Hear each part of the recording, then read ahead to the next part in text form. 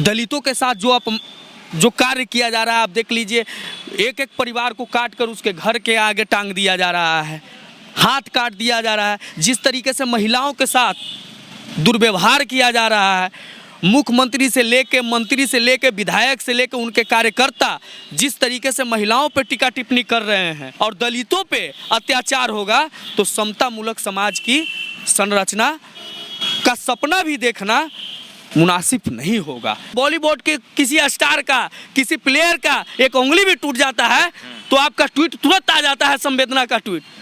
लेकिन हमारे देश के अन्नदाताओं का जो इतने दिन शहादत आपकी कमियों के कारण झेले, 700 लोग शहीद हुए और उनके बारे में आपका एक ट्वीट नहीं आता है, तो फिर आप बताइए राष्ट्रवाद की बात आप कैसे कर सकते हैं। मुजफ्फरपुर बालिका गृह कांड आप ही के शासनकाल में हुआ, इसी 15 साल में। गया बालिका गृह कांड आप ही के शासनकाल में हुआ। गोपालगंज नरसंहार आप ही के शासनकाल में हुआ। भ्रष्टाचार जो चरम सीमा पे है वो आप ही के शासनकाल में है। और नीति आयोग का जो रिपोर्ट आया है, हर एक विभाग में बिहार जो नीचे से टॉप कर रहा है, और आप कहते हैं कि हमें मालूम नहीं, हमें जानकारी नहीं, हम पढ़े नहीं, तो ये बिहार के लिए इससे बड़ा दुर्भाग्य की बात और कुछ नहीं हो सकती। आज 6 दिसंबर है।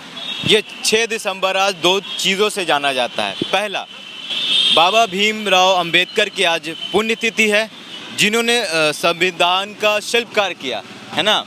और आज दूसरी तरफ देखा जाए तो आज बाबरी मस्जिद की शहादत हुई थी। इस मुद्दे पर बात करने के लिए हमारे साथ राजद के प्रवक्ता जेम्स यादव जी हैं। सर, क्या कुछ कहना चाहेंगे आज के दिन के बारे में? सबसे पहला बाबा साहब भीमराव के अंबेडकर के बारे में बताइए। देखिए, सबसे पहले तो कि आज हमारे संविधान के शिल्पकार, भारतीय संविधान के शिल्पकार डॉक्टर बाबा साहेब भीमराव अम्बेडकर जी का पुण्यतिथि है और समतामूलक समाज के रचयिता भी थे। आपको बता दें कि जो आज बाबा साहेब भीमराव अम्बेडकर जी का हम लोग पुण्यतिथि मना रहे हैं, जो संविधान के शिल्पकार थे और संविधान में समतामूलक समाज की उन्होंने संरचना की थी। लेकिन आज क्या हो रहा है, संविधान को तार तार किया जा रहा है। दलितों के साथ जो कार्य किया जा रहा है, आप देख लीजिए, एक एक परिवार को काट कर उसके घर के आगे टांग दिया जा रहा है, हाथ काट दिया जा रहा है। जिस तरीके से महिलाओं के साथ दुर्व्यवहार किया जा रहा है, मुख्यमंत्री से लेके मंत्री से लेके विधायक से लेके उनके कार्यकर्ता जिस तरीके से महिलाओं पर टीका टिप्पणी कर रहे हैं, महिलाओं के साथ जिस तरीके से दुर्व्यवहार किया जा रहा है, ये अशोभनीय है। और जब ऐसे महिलाओं पे और दलितों पे अत्याचार होगा तो समतामूलक समाज की संरचना का सपना भी देखना मुनासिब नहीं होगा। आज जो प्रदेश में आप अपने प्रदेश की आप स्थिति देख लीजिए, आए दिन लूट, हत्या, रेप, डकैती, बलात्कार, साजिश, भ्रष्टाचार चरम सीमा पे है। केंद्र में बैठे हुए लोग राष्ट्रवाद की बात करते हैं, लेकिन वह बेरोजगारी पर बात नहीं करेंगे। राष्ट्रवाद का मतलब क्या है? मतलब? जब हम अपने लोगों को, जब हम अपने देश के लोगों के बारे में नहीं सोच सकते हैं, जब उन लोग बेरोजगार होकर रोड पर भटक रहे हैं उनके बारे में नहीं सोच सकते हैं, दलितों के बारे में नहीं सोच सकते हैं, दलितों के बारे में नहीं सोच सकते हैं, जब भूखमरी के बारे में नहीं सोच सकते हैं कि हमारे लोग आज 14 से बाद 2014 में आप सरकार में आए, सत्ता में आए, उसके बाद आज तक 45% लोग हमारे रात में भूखे सो जाते हैं हमारे देश के लोग। 2014 से पहले नहीं थी क्या? नहीं थी, लेकिन जो रेशियो बढ़ा,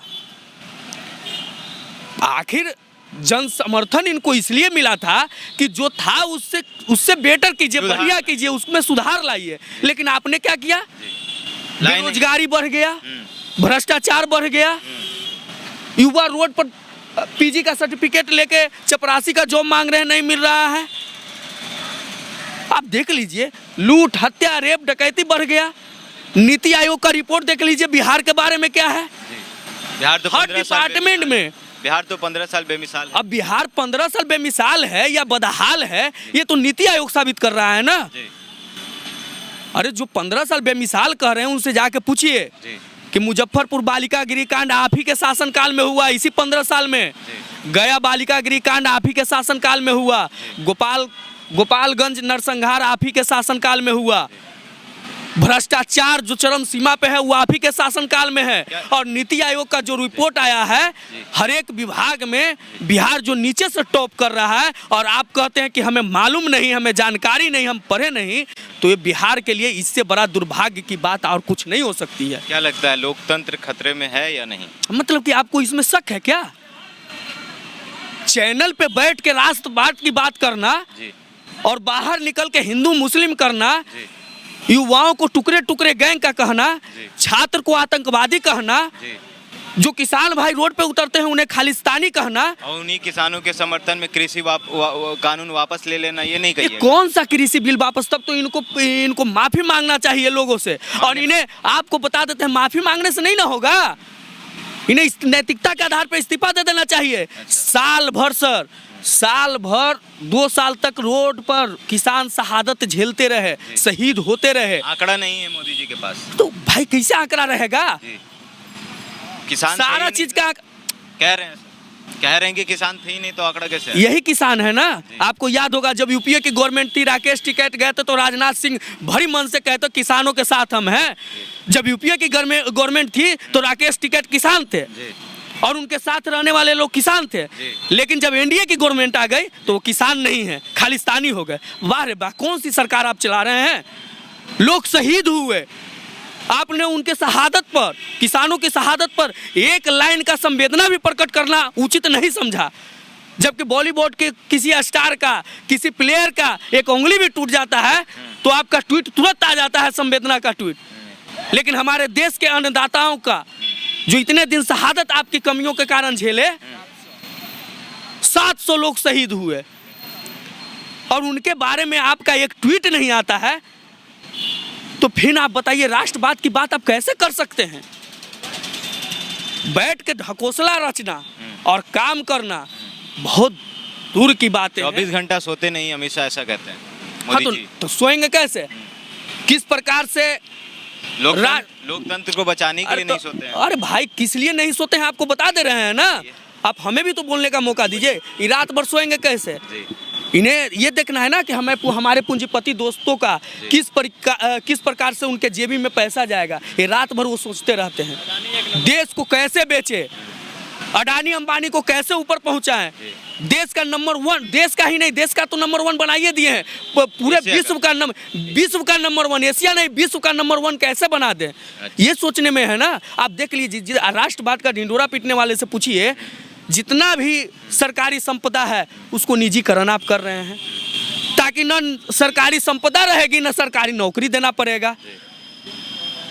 जितना भी प्राथमिक विद्यालय हो, मध्य विद्यालय हो, सब टूट कर ढह कर गिर रहा है, खंडर बन रहा है। न बिहार सरकार को कोई उसकी चिंता है, न केंद्र सरकार को उसकी चिंता है। ये कहते हैं, अरे देखिए ये लोग का एक नारा है, न पढ़ेगा न बढ़ेगा, ठीक है, समाज न पढ़ेगा न बढ़ेगा और न नौकरी देना पड़ेगा। तो ये थे हमारे साथ जेम्स यादव जी। इनका कहना है कि लोकतंत्र खतरे में है, ये सब ढकोसला है, पूंजीपतियों की सरकार है। 24 घंटा इसलिए नहीं सोते हैं इसलिए नहीं सोते हैं ताकि अडानी जी को, अंबानी जी को विश्व का अमीर आदमी कैसे बनाए। तो जाहिर सी बात है, अगर उनको विश्व का अमीर आदमी बनाना है तो नींद आएगी कैसे? किसानों के मुद्दे पर बात नहीं करते हैं। कृषि कानून वापस तो ले लिए हैं, लेकिन एमएसपी पर कोई कानून नहीं बनता है। तो आपको हमारा ये वीडियो कैसा लगा कमेंट बॉक्स में ज़रूर बताइएगा। अगर आप हमारे फेसबुक पेज पर हैं तो लाइक करिए, अगर आप हमारे यूट्यूब चैनल पर हैं तो सब्सक्राइब करिए। मिलते हैं अगले वीडियो में कैमरा पर्सन केशव के साथ। मैं हूं अमान, धन्यवाद।